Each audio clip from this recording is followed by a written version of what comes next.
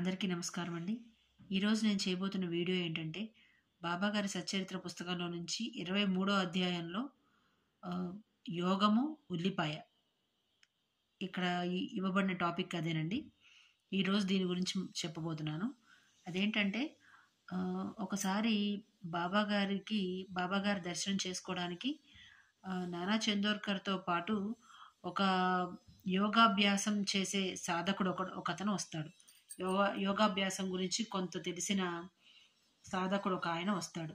అతను అన్ని రకాల యోగా శాస్త్రాల గురించి, అంటే అందులో దానికి సంబంధించిన అన్ని పుస్తకాలు చదివి ఉంటాడు. యోగ శాస్త్రం గురించి అన్నిటి గురించి కొంతమేర చదివిన అనుభవం ఉండుంటుంది. కానీ యోగా ధ్యానము చేసిన అనుభవం మాత్రం ఉండుండదు. పుస్తక పఠనం గురించి కొంతమేర తెలుసుకొని ఉండుంటాడు. అతను అన్నీ చదువుతాడు. కానీ అభ్యాసం అంటే అనుభవం ఏమీ లేని వాడై ఉండుంటాడు. అతను ఫైనల్‌గా పతంజలి గారు చేసిన యోగా సూత్రాల గురించి చదువుతా ఉండుంటాడు ప్రస్తుతం. బాబా గారిని దర్శనం చేసుకునే టైంకి అది చదువుతూ ఉండుంటాడు. అయితే నాకెలాంటి అనుభవం లేదు. మనసు కేంద్రీకరించే స్థితికి ఇంకా నేను రాలేదు. నాకది బాగా చింతగా ఉంది.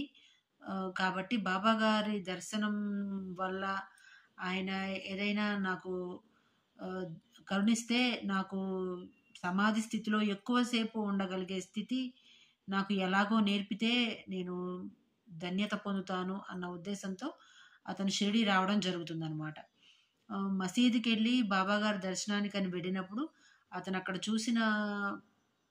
అక్కడ చూసినది పని చూడగానే అక్కడ బాబాగారు ఉల్లిపాయతో కలిపిన ఉల్లిపాయతో నంచుకొని రొట్టె తింటూ ఉంటారు.